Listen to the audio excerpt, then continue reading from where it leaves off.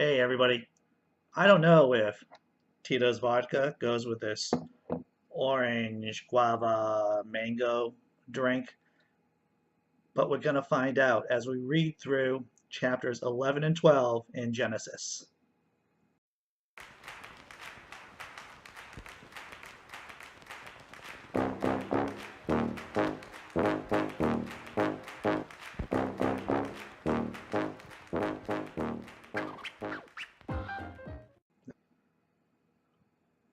It's not bad.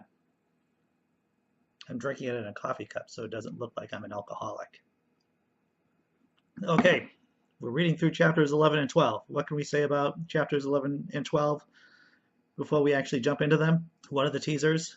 There might be a tower involved. There might be a new dickbag on the scene too. Yes, a prominent dickbag is going to be taking center stage in chapter 12. That's all I want to say. Let's get to the readings. Now the whole world had one language and the same words. And as they migrated from the east, they came upon a plain in the land of Shinar and settled there. And they said to one another, "Come, let us make bricks and burn them thoroughly." And they had brick for stone and bitumen for mortar. Then they said, "Come, let us build ourselves a city and a tower with its top in the heavens, and let us make a name for ourselves. Otherwise we shall be scattered abroad upon the face of the whole earth." The Lord came down to see the city and the tower, which mortals had built. And the Lord said, "Look, they are one people, and they have all one language. And this is only the beginning of what they will do. Nothing that they propose to do will now be impossible for them." That's called progress. So the Lord scattered them abroad from there over the face of all the earth, and they left off building the city. Therefore it was called Babel, because the Lord confused the language of all the earth. And from there the Lord scattered them abroad over the face of all the earth. Yea, these are the descendants of Shem. When Shem was 100 years old, he became the father of, I'm not pronouncing his name, Arpachshad, 2 years after the flood. And Shem lived after the birth of Arpachshad 500 years, and had other sons and daughters. When Arpachshad had lived 35 years, he became the father of Shelah. And Arpachshad lived after the birth of Shelah 403 years, and had other sons and daughters. When Shelah had lived 30 years, he became the father of Eber, and Shelah lived after the birth of Eber 403 years, and had other sons and daughters. When Eber had lived 34 years, he became the father of Peleg. The Bible likes to repeat itself because of the multiple authors. 430 years, and had other sons and daughters. When Peleg had lived 30 years, he became the father of Reu. And Peleg lived after the birth of Reu 209 years. Reu. Sounds like a dog's name. Reu.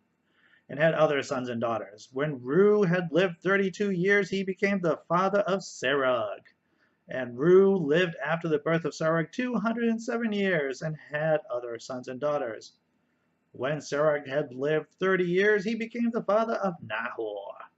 And Serug had lived after the birth of Nahor 200 years, and had other sons and daughters.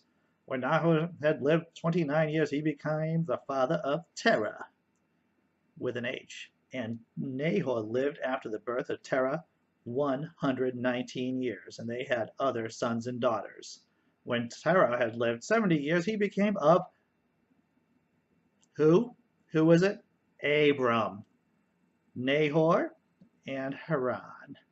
Now these are the descendants of Terah. Terah was the father of Abram, Nahor, and Haran.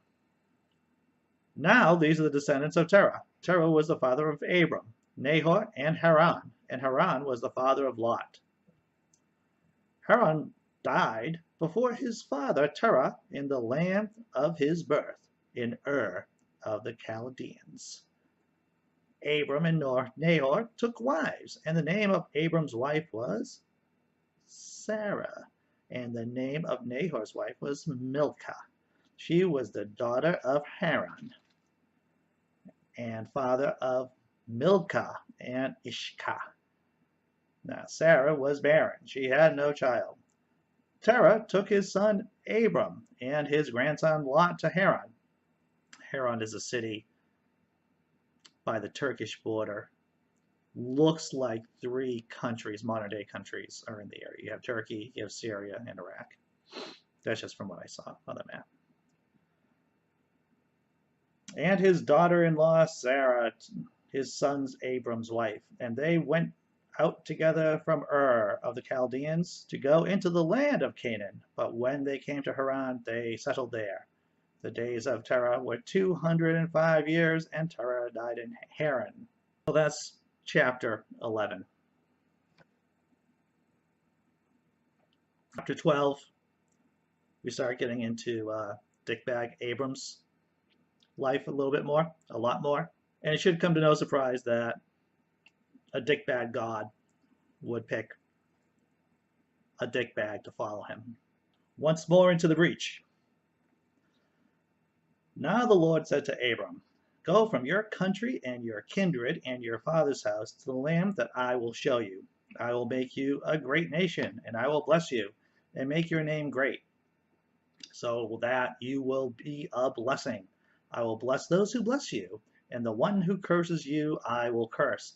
And you, all the families of the earth, will be blessed. So Abram went, as the Lord had told him, and Lot went with him. Abram was 75 years old when he departed with Haran. Abram took his wife Sarah and his brother's son Lot, and all the possessions they had gathered, and the persons whom they acquired in Haran. Slaves, maybe. I don't know. Maybe. And they set forth to go into the land of Canaan. When they came to the land of Canaan, Abram passed through the land to the place of Shechem, to the oak of Moreh. Sounds very Tolkien. At that time the Canaanites were in the land. Then the Lord appeared to Abram and said, to your offspring I will give this land. So he built an altar there to the Lord, who had appeared to him. From there he moved on to the hill country to the east of Bethel, and pitched his tent, with Bethel on the west and Ai to the east. And there he built an altar to the Lord and invoked the name of the Lord. And Abram journeyed on by stages toward the Negeb. Now there was a famine in the land.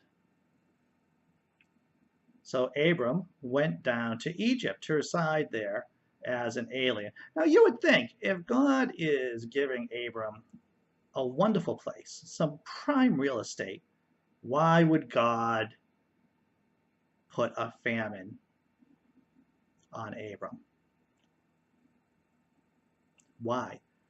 Maybe the believer would say, hey, he was just testing Abram to see what kind of moral person Abram was, to see what kind of moral fiber the guy has. Well, let's see what kind of moral fiber Abram has. Now there was a famine in the land, so Abram went down to Egypt to reside there as an alien, for the famine was severe in the land. When he was about to enter Egypt, he said to his wife Sarah, I know well you are a woman beautiful in appearance, and when the Egyptians see you, they will say, this is his wife. Then they will kill me, but they will let you live. Say you are my sister, so that it may go well with me because of you, and that my life may be spared on your account. It doesn't sound like Abram has a lot of faith in God's promise. When Abram entered Egypt, the Egyptians saw the woman was very beautiful. When the officials of Pharaoh saw her, they praised her to the Pharaoh, and the woman was taken into Pharaoh's house. Reasonable if you're Pharaoh. I guess they were roadies, right? The Pharaoh's officers were roadies, and they just brought her backstage to meet the Pharaoh. And for her sake he dealt well with Abram, and he had sheep, oxen, male donkeys, male and female slaves, female donkeys, and camels. Here's another layer of dickbaggery. There's been a couple of layers of dickbaggery in these 2 chapters. Here's another layer. But the Lord afflicted Pharaoh and his house with great plagues because of Sarah, Abram's wife. So Pharaoh called Abram and said, "What is this you have done to me? Why did you not tell me she was your wife? Why did you say, 'She is my sister,' so that I took her for my wife? Now then, here is your wife, take her and be gone." And Pharaoh gave his men orders concerning him, and they sent him on the way with his wife and all that he had. So let's recap what we just went over. God doesn't like tall buildings.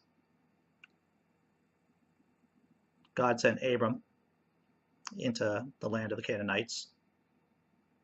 Basically told him that the people there, don't worry about them. This is all your land. God then placed a famine on the land. Abram goes down to Egypt with all of his peoples, lies to the Pharaoh about his wife. Pharaoh says, "Hey, she's pretty hot. I'll bring her to my place, see what happens." And God decides to say, "Fuck those Egyptians. Just fuck them. I'm just going to send a couple of plagues. Just going to send a few plagues down there, and they'll get the hint. They'll figure it out on their own." And apparently they did. That's divine wisdom right there, my friends. I'll see you tomorrow. Chapters 13 and 14. Take care. Oh, subscribe, upvote. Have a good rest of the day.